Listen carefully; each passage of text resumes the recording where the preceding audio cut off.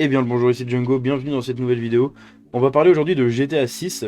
Il y a une petite nouvelle, un petit leak, une petite fuite qui est sortie, selon laquelle GTA 6 nous emmènerait à Cuba. Alors, de retour à Guarma, nous y allons. Alors Guarma, pour ceux qui savent pas, ceux qui jouent qu'à GTA par exemple, ou voilà, c'est une île qui est présente, donc c'est pareil, c'est une île espagnole située dans les Caraïbes. Et il y a de grandes chances que ce soit Cuba, mais en gros, Guarma, c'est dans Red Dead Redemption 2. À un moment, vous faites un braquage et le braquage tourne mal. Et du coup, vous arrivez à Guarma. Bon, voilà, je vais pas spoiler, je vais rien dire, même si je l'ai sorti depuis 2018. Voilà, bref. Donc, Guarma, c'est l'île de Cuba, en gros, dans Red Dead. Selon un initié, GTA 6 présentera une partie de Cuba en tant que zone jouable aux côtés de Vice City, ainsi qu'un saut de temps à un moment donné dans le récit. Alors, là, il y a une phrase et beaucoup d'infos. Une partie de Cuba, donc une partie de Cuba, on sait que les villes des Grand Theft Auto, enfin de la plupart des produits Rockstar, de tous les produits Rockstar quasiment, sont des caricatures des villes existantes. Donc Guarma, c'est Cuba, Vice City, c'est Miami, bref, voilà, la cité du vice, hein, vous aurez reconnu. Et donc là, on aura une partie de Cuba, donc ce sera pas forcément Guarma. Ce serait ouf, hein, si jamais il lie les deux univers, mais on verra. En tout cas, une partie de Cuba, ce serait vachement intéressant, parce que du coup, ça permettrait de changer vachement au niveau de Miami et tout. Et on sait que Miami est historiquement très connecté à Cuba, de par sa culture et tout. Enfin voilà, il y a beaucoup de latinos qui sont là-bas. Donc c'est assez intéressant. En tant que zone jouable aux côtés de Vice City, donc ça veut dire qu'on n'y serait pas forcément qu'à un moment donné, on y serait peut-être, on pourrait y aller à peu près quand on voudra, ce serait bien. Et ainsi qu'un saut dans le temps, donc il y a un flashback ou quelque chose comme ça dans le récit, donc c'est assez intéressant. GTA 6 ne s'est peut-être pas présenté au PlayStation Showcase comme tout le monde l'espérait. Non mais que dalle, qui espérait ça, sans déconner. Qui espérait ça? On sait très bien que Rockstar, déjà on sait très bien que Take-Two laisse Rockstar gérer sa com comme ils veulent. Et on sait très bien que Rockstar, ils ont une com assez discrète. Et quand ils veulent envoyer du leak non, mais quand ils veulent envoyer des infos et des trailers et tout, ils le font, mais à leur façon, et en général c'est très très fort. Ils seraient jamais présentés comme ça à un PlayStation Showcase au milieu de plein d'autres jeux en fait, hein. Eux, s'ils montrent leur jeu, surtout GTA 6, qui est je pense que c'est quasiment un des jeux les plus attendus de la décennie, voire peut-être même le plus attendu de la décennie, on sait très bien que quand ils vont le présenter, ça va être absolument incroyable. Donc qui l'attendait vraiment au PlayStation Showcase, hein, je ne sais pas.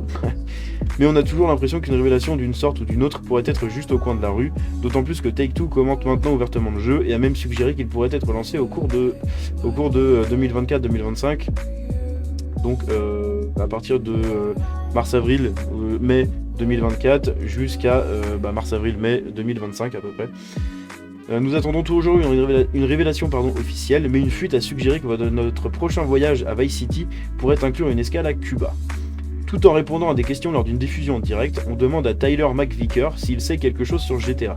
Il répond instantanément qu'il s'agit d'un récit de l'histoire de Bonnie and Clyde, ce qui, selon lui, signifie que nous savons déjà comment elle est susceptible de se terminer. Pour ceux qui ne savent pas, Bonnie and Clyde ont été fusillés par les flics, du coup, en fait, donc c'était un couple de gang. Enfin voilà, je vais vous faire un petit moment histo vite fait. C'est aussi ma passion, l'histoire, donc pourquoi pas la partager. Surtout l'histoire des US que j'adore, bref. Donc Bonnie and Clyde, c'était un couple de braqueurs, et en gros, ils ont fait et en gros, ils ont fait beaucoup de braquages et compagnie. Quelques meurtres, évidemment. Dommage, mais c'est comme ça. Et à force que les flics n'arrivaient pas à les choper, ils ont été balancés, Bonnie and Clyde, par un de leurs associés.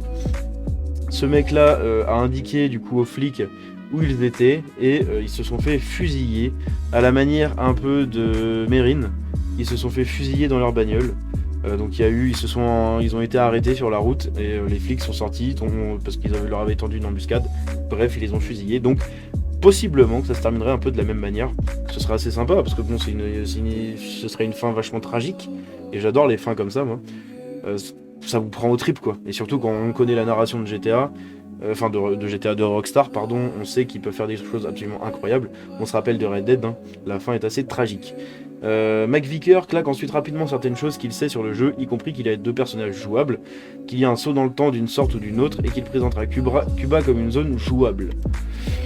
McVicker a déclaré « Nous savons déjà comment GTA 6 va se terminer. Et spoiler, Bonnie et Clyde dans les années 1930 sont morts dans un incendie de coup de feu. Ce ne sont pas 3 personnages jouables, ce sont 2 personnages jouables. Ils se déroulent avec un saut dans le temps, ils se déroulent dans la région de Miami en Floride, puis dans une partie de Cuba. Il s'agit du commerce de la drogue, il s'agit de voler des banques, et il sortira en 2024. » Un paragraphe, je ne sais combien de leaks. Pour ceux qui se demandent, McVicker a eu de solides antécédents en matière de fuite dans le passé, bien qu'il se soit principalement concentré sur les jeux et les projets de Valve. Il convient également de noter qu'une grande partie de ce que McVicker dit dans les pistes vidéo avec les fuites précédentes de GTA 6. Nous savons depuis un certain temps, grâce aux images de développement qui sont sorties en 2021, que GTA 6 aura lieu à Vice City et mettra en vedette un protagoniste masculin et féminin, 2 choses que McVicker note dans la vidéo. L'influence de Bonnie and Clyde a également été remarquée par d'autres fuites. Mais ça direct, hein, dès qu'on a eu les leaks, et puis il y avait eu quelques fuites déjà avant que possiblement un homme et une femme, blablabla. Donc Bonnie and Clyde et tout, ce serait sympa.